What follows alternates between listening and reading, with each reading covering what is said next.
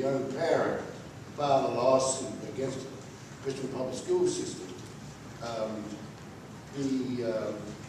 We also are preparing, and incidentally, the school should have, or was supposed to have answered that brief today. Excuse me, Mr. Jewell. Are you reporting on the work of the group that you are representing, or are you further clarifying what the branch's position is? I'm further clarifying. What the branch's position is? Yes. If I may. I'm not. I think what I stated so far captures the branch's position.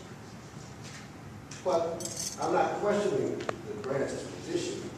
I'm offering to this body how important the branch's position is, because beyond the lawsuit, we are filing a complaint with the Office of Civil Rights with the U.S. Department of Education. That resolution would be very, very helpful to us.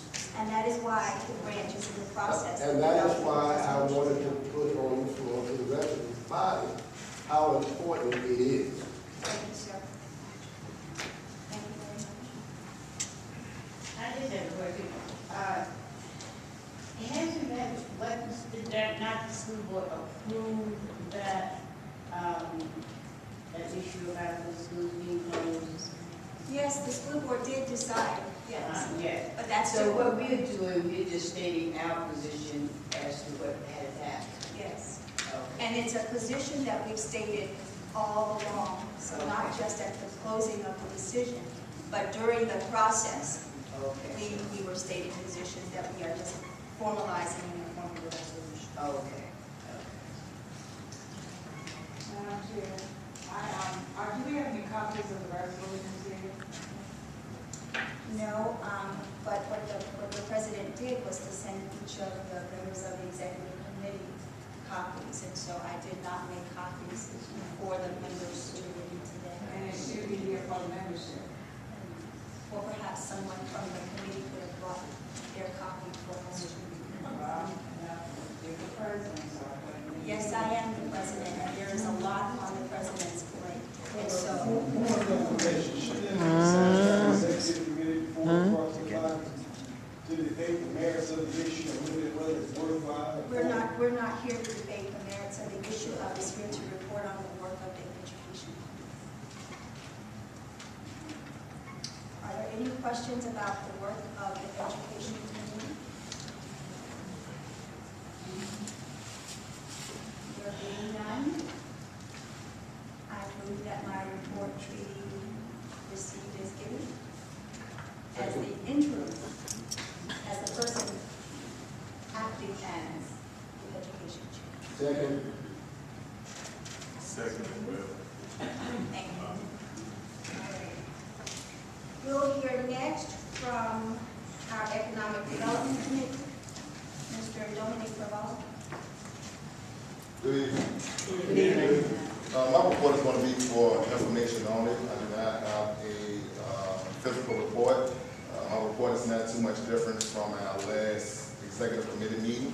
We'll have a report, a copy of this report at the next branch meeting and at the next executive committee meeting. First of all, of course, we attended the Freedom Front Gala. Again, I want to commend Ms. Pamela Barrett on a successful event. On Saturday, September 21st, my committee hosted an information table at the Urban League Road to Homeownership Fair that was held at the Richmond Library, where we obtained 3 new paid memberships. So I have that to turn in. I have 3 checks there. We got 3 new members who paid on the spot.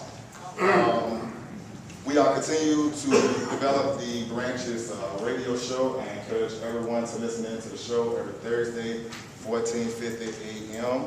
And you also can listen online at WCLMradioonline.com.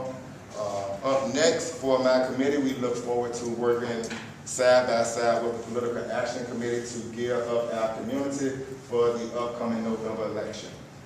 I ask that we accept my report. I have a question. What time is the radio show on Thursday? 5 o'clock. Okay, 5. Yes, every Thursday at 5.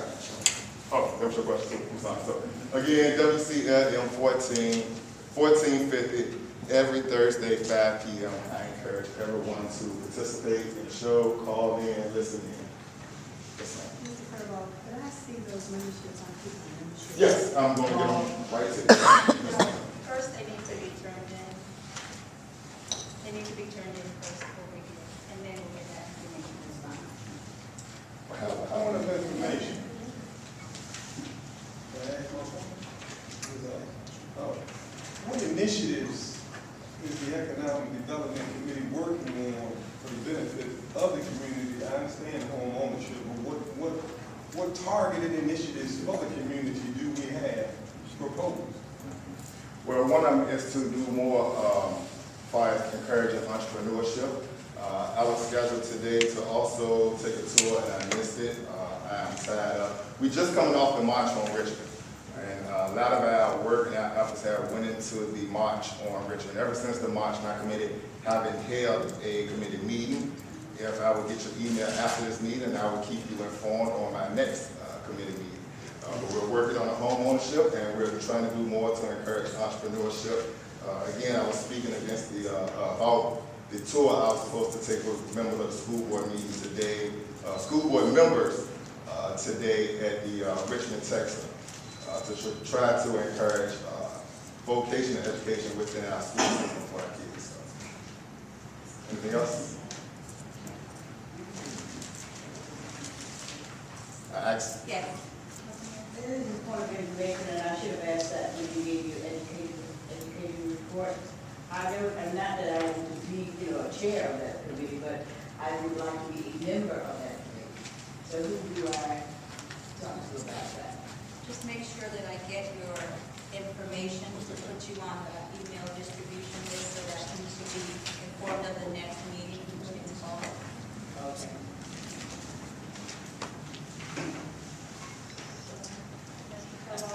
Oh, no one. I'm still waiting for my report to be accepted. All right, thank you. Yes, Mr. He's a Jewell? woody Yes, thing. I can tell when you I've came been in meeting and two of to them. meet with Mr. Curville. He's a woody fan. I Shut could it tell down when he if picks you you up think and this is down. not the right time to do this. We've got 26% poverty rate in the city and rising. Everybody agrees that there are two very real things you can do to mitigate poverty. One is a decent job, the other is a decent education. Can anybody in this room tell me where you would send someone who's looking for employment in Richmond City? And if I may, that's one of the reasons why we have been having meetings with James Manuel for the workforce development. He was here a couple of months ago. The man is a joke. He was supposed to have set up an employment service and social services in January of this year. Thank you for the information. It has not been, I'm not done. It has That's not been right. done, and here we are looking at October. This is for the hard to employ, y'all. And these are ex-offenders, welfare mothers, as well as people with poor workers. Those people are hurting us. Yes, they are. Yes, they are. Yes, they are. This is hugely important. The second thing is, there's a secret out here that I dare say very few of us in this room know anything about. And at the end of 2014, as we speak, there's a widening of the Panama Canal going on. It's widening to accommodate mega-sized ships coming from China into the Atlantic Ocean up the eastern seaboard. Come There are on. only 2 ports deep enough to accommodate these mega-sized ships. Yes, Come on. Mr. Jewell. One is Baltimore and the other is a port of Hampton Roads. Come on. There's not enough space in Hampton Roads to repackage the cargo to fit on trucks and trains. Mr. Jewell, I'm having a hard time. Let me finish it. Do you Just a half a second. need to make a point? Do you need to make a recommendation? Would you like to I'm work trying with the to Economic finish Development a Committee? sentence without being interrupted. Can I finish without being Mr. Jewell, we interrupted? have an this is the time for committee Well, reports. this is also important. We got an election coming up, Mayor. And we need to put in front of these candidates our need for employment and economic opportunity. Maybe we'll hear from our municipal action committee. Right. If I can extend the invitation right now, two things. We have a petition that's going around where we are asking the City of Richmond and public officials to do more. I don't know how many of you all have saw the petition or even signed that petition, but we do have a current petition, and I would like to extend the invitation to you to join my community where we can work together. I'll get with you after you. Yes, sir. Thank you, man. Thank you.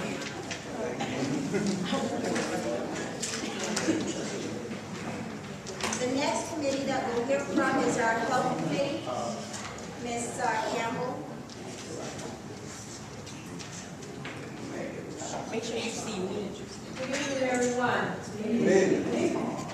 I would like to just welcome some of the new faces that are here tonight. I see quite a few, and I want to keep my report brief, mainly because we are coming off the summer, and the Health Committee had prior let you know that we were working on a resource directory, and we also had filled out paperwork in regard of a potential grant that is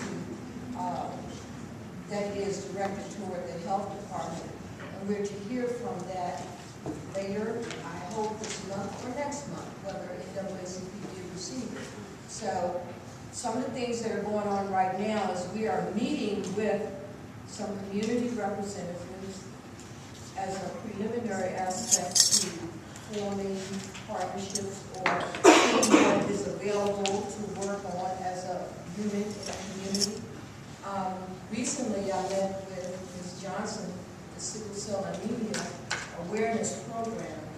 That organization received $3.2 million last December and to put in place a program under Dr. Wally Smith, in which raised the awareness of sickle cell. They have developed a drug, hydroxyurea, which is supposed to help those persons with sickle cell to be able to have more of a quality of life. And one of the things they're doing is hiring patient navigators. And I think some of you may remember when the young lady was here as a patient navigator. They're hiring more now. That's what that funding money is for.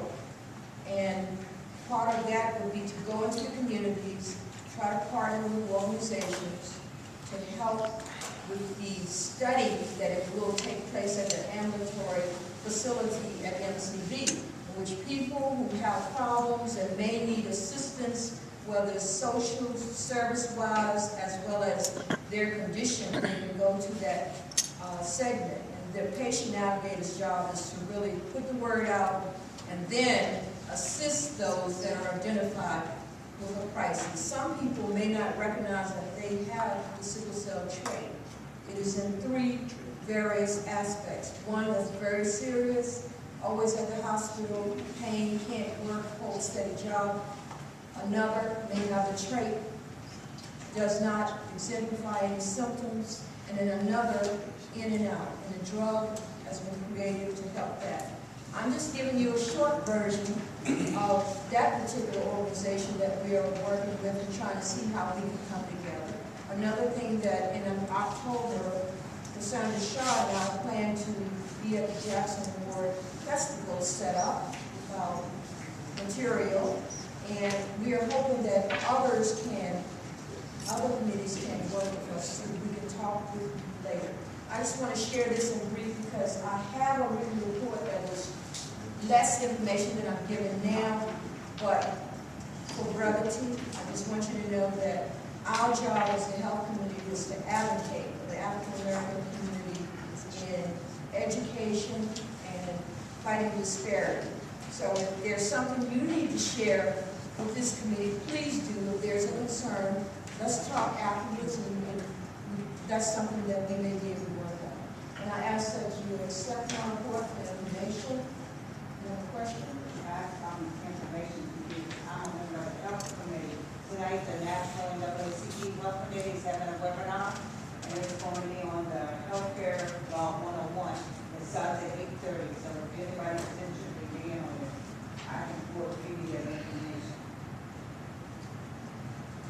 Yes. Do you also think it's possible that the NAACP committee could host a affordable health care program, for long care that's going into effect in October, to bring the community out, to educate them more on that marketplace, the way that that's going to be set up.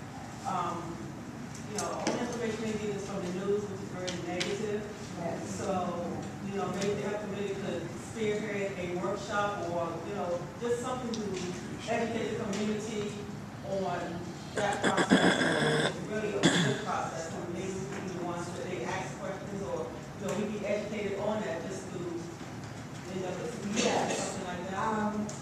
At an earlier meeting, I mentioned that I attended that session with Marty Scott, and I got the contact names and the information. What we're finding out is that everybody's situation may be different. So there is a 1-800 number, and there are things that that person may need to explain. But yes, I take that seriously in terms of a suggestion, and I thank you. One of the things that's coming, there will be a meeting with the sickle cell anemia representative. We're scheduling something, so I'm scheduling around that to see where this could fit at a later time, because we have that information, and I know Walter Johnson is working closely with Marty Scott in that aspect. So between the community information, I will be sure to bring something back and see how we can possibly set us up.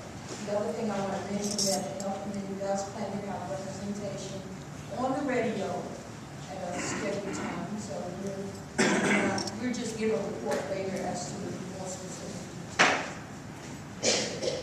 Just in addition to that, I did attend a seminar, and I have that information I can give to you. It's actually a panel of individuals that are get educated in the community, and you can ask some questions. They're actually going to be setting up, where people can come in and basically get on the computers to show you how to market. It's a marketplace to show you how to, and they can ask questions, because you're right. Do not have to be eligible for the different categories and so forth. But I just think it would be really good if we was hosting something like that for our community. Well, I'll be speaking with you later so that we can better fit that. I ask that this report be accepted.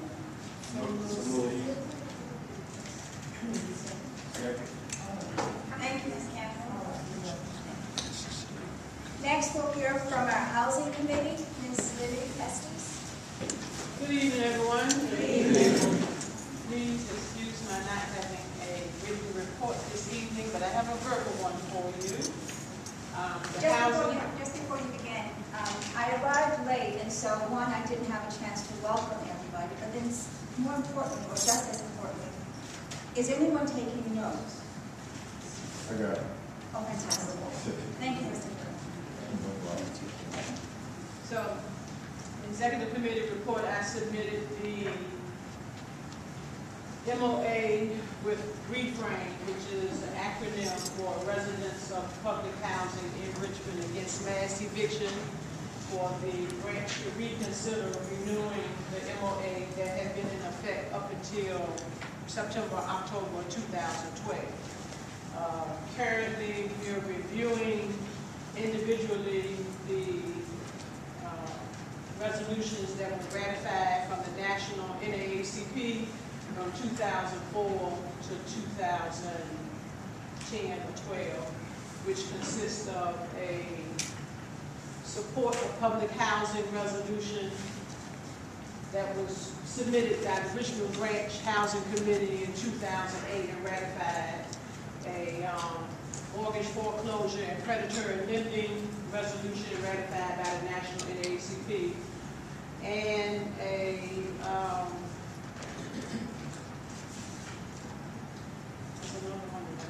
but all of them dealing with real estate issues and housing and how to be more supportive with all of the redevelopment that's going on in the city of Richmond.